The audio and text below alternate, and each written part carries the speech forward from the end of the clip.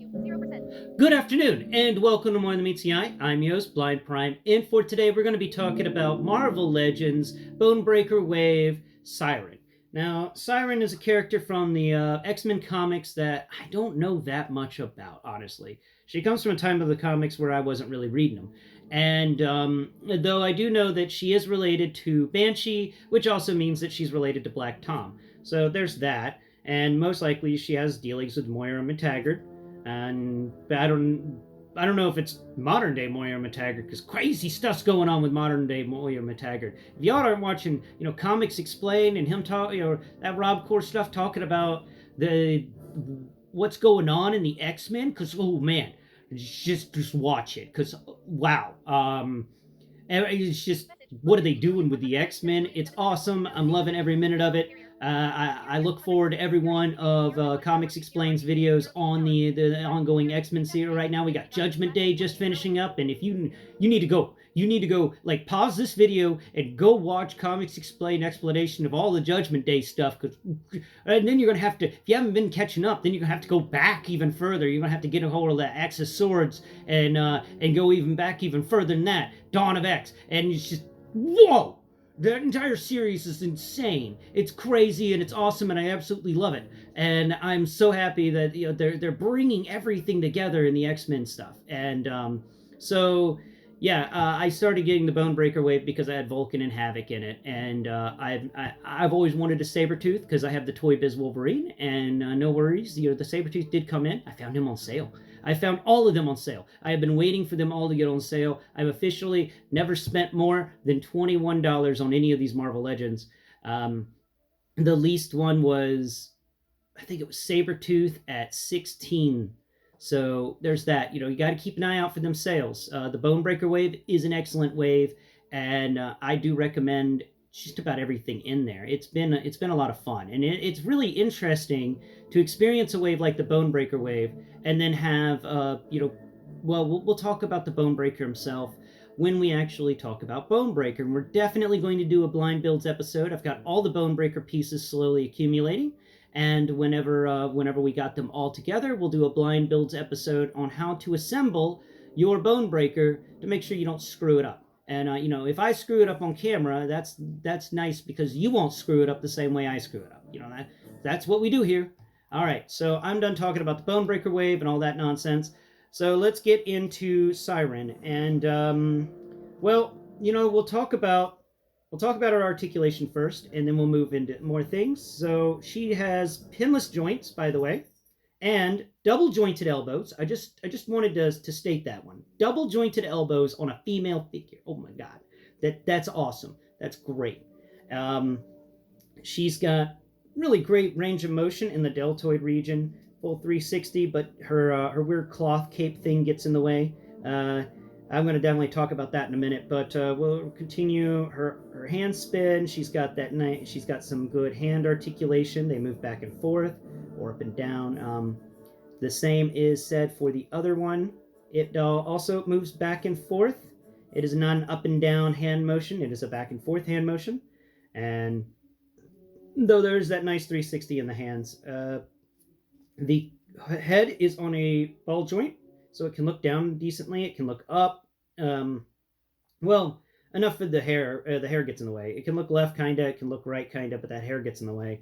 The core of it does turn back pretty far and forward pretty far. This thing is difficult to balance because of all that hair getting in the way, but it isn't that hard. She's got enough articulation that you can find the right place to put her in.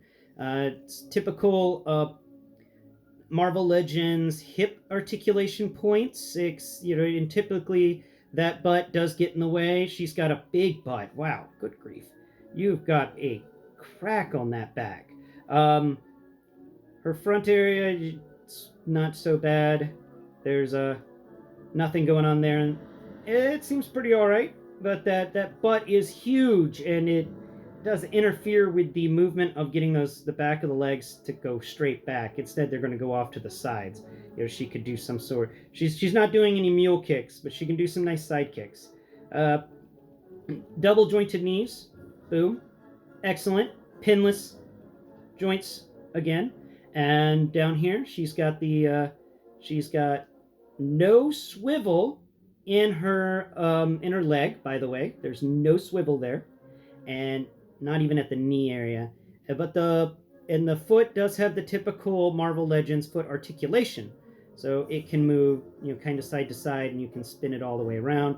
She does have this little doohickey hanging out around her above her foot.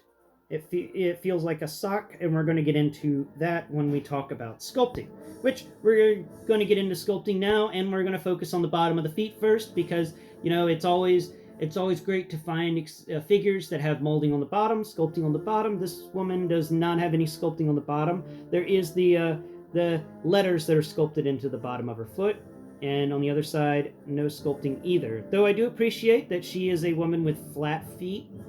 She's got flat, I don't know what you would call these shoes, but she's got them on. They're interesting shoes too. According, they're obviously made of leather or something because there's the wrinkles of the leather around the toe area. They're well-worn boots. They come up here, but I don't think they're boots or shoes that don't go up her entire leg. Instead, they're ankle height. And then she's got this, what feels like sculpt-wise, a sock that's been folded over a couple of times and is just kind of draped on top of the boot where it would tie together. So she's hidden the laces by folding her sock over the laces. Same as said for the other boot, the other foot, and moving up her leg, she's got some muscle sculpt here. It's not crazy out of control muscle sculpt, but it's all right muscle sculpt. I do say that it is annoying that they don't give the women figures some crazy muscle sculpt like they would give the male figures. That is, like, come on, make them just as muscly. I don't care. I'm honestly not a person that cares about that. But I would assume she's got about as much muscle articulation as you're going to give Spider-Man, judging by these legs. Though it does annoy me that there's no like foot swivel. There's no swivel there at all. Like, at all. That's annoying. Now, wait, what is that? What is that? Oh, she's got an upper thigh swivel. Okay, so the swivel on her foot is actually up here at her thigh. Now, there's no sort of distinctive molding going on her legs. It just feels like a skin-tight outfit. It doesn't even have any cloth sculpts into it, which is a shame. Though here on the side, we do got what feels like a pocket sculpt, but that's actually just the seam for the thigh to move. And like I've talked about before, we've got her massive butt sculpt. And come over here to her midsection. She's got a wasp waist, like super tiny waist. Good grief. That is way too thin. I mean, she needs some help. She's got a really wide bottom, but such a thin center waist. Wow. Come over here to her back. We've got this nice back, the vertebrae, where it goes all the way up her back. You can feel that in the sculpt work here. Though the center sculpt work for the center joint does get in the way. It would have been nice if they had cut that a bit deeper there in order to make sure that in order to make sure that that actually goes through well. Cream, yes, I love you too. Yes. All right, now we're going to move over to her front. She doesn't have as much cleavage as you would think. I mean, when you got a butt that has this much cleavage, she's got so much butt cleavage going on. But there's no cleavage in the front, which is kind of funny. And it's like, really? You're going to do all that in the back, but none in the front. Her core doesn't have any really distinctive muscle textures going on. It's a very textureless figure. Like, it's just, she's got some nice hands. We'll move over here to her hands. She's got these spread out claw finger things going on. That's nice. She's got a bracelet, which kind of holds this cloth cape, but it isn't a cloth cape. It's actually very thin plastic that has a tendency to rip and tear from what I've heard about other people. Like, even on the Marvel Legends Reddit, they've complained about this ripping and tearing. So be very, very, very, very, very careful with this plastic cape thing she comes with. It sucks. If it was made out of cloth, it'd be easier to deal with, that's for sure. And it isn't like you can switch it out because of the way they've installed it in the figure. It isn't like a Lego cape where it's around the neck and then around the hands. Boo! You can remove it and replace it with one that you've made yourself. No, this one's actually skull. It's molded into the figure. Like the figure was built, the core was assembled with this cape inside of it. So the only way to get the cape out is to unassemble the core or cut it out, and that's just sad. Um, so that cape is an annoyance. It gets in the way of some of the poses, and there is the constant worry that it's going to rip or tear. Now let's get to the face sculpt. I got some problems with the face. Number one, this head feels too big. This head feels like it's a size too big. I don't. I just there's something about that. Let's see if we can check out her hand. Usually, your hand will cover a portion of your face, like that much. At least for my hands. My hands are smaller than normal people's, but so let's see. Hi, cream. Yeah, no. Her head is a little too big, in my opinion. I don't think it's the right head sculpt. Now, it is a decent head sculpt, though. It's got it's got a nose, mouth, and eyes. The eyes aren't too deep set in. Nice eyebrows and decent eyes. The face sculpt is all right. It seems, like I said, just to be slightly too big to my feel. It feels off. Her hair sculpt is top notch, though it's really heavy. It's you would think that with all the waffling, get your tail out of my face. With all the waffling go over here. Thank you. With all the waffling that we get with Transformers and the like, you would think they would do some waffling here with this hair, maybe make it more hollow or something, lighter weight, or, just not so much of it. I don't know what they were going for with this hair. It's all right, but this character does require a flight stand more often than not. And that's my opinion on her. It's a decent figure. It's definitely one you're going to get, mainly because you want the Bonebreaker pieces that come with it. And I don't blame you for that one.